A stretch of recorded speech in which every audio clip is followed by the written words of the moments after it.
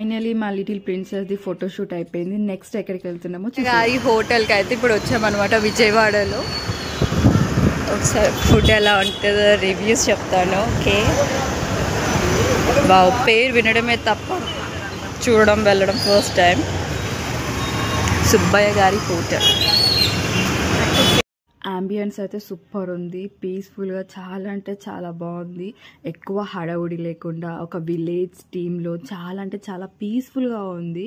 మా little princess ఎందుకు వచ్చిందో కానీ అది ఒక్క ఫుడ్ కూడా తినలేదు. అది ఎవ్రీ డే అనమాట ఒక స్వీట్ మారుతుందంట. కానీ నేను వెళ్ళిన లక్ ఏమో కానీ నాకు ఇష్టమైన పూర్ణ బూరె నేను మా పిన్ని అయితే నిజంగా లిటరలీ పండగ చేసుకున్నాము.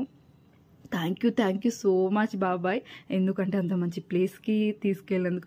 అదే కానీ ఇంకొక ప్లేస్కి తీసుకెళ్ళుంటే నేను ఇంత హ్యాపీగా ఫీల్ అయ్యేదని కాదేమో మేబీ, ఎందుకంటే నాకు ఫుడ్ అంటే చాలా ఇష్టం.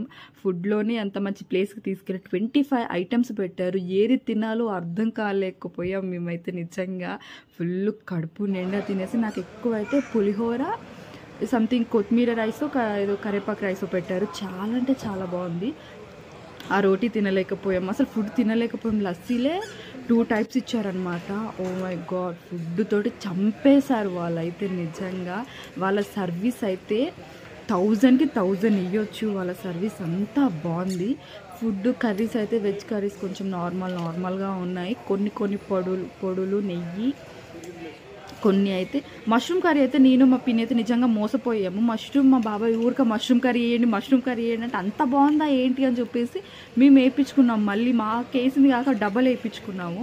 కానీ ఫైనల్లీ తెలిసింది ఎంత చేదు ఉందంటే. నిజంగా ఫుడ్ యావరేజ్గా ఉన్నా కానీ ఆ పొళ్ళు ఏదైతే ఫుడ్ తోటి చంపేశారు బాబు. తినలేకపోయినాము, నిజంగా తినలేకపోయినాము. Amazing food. Last paan with sweet.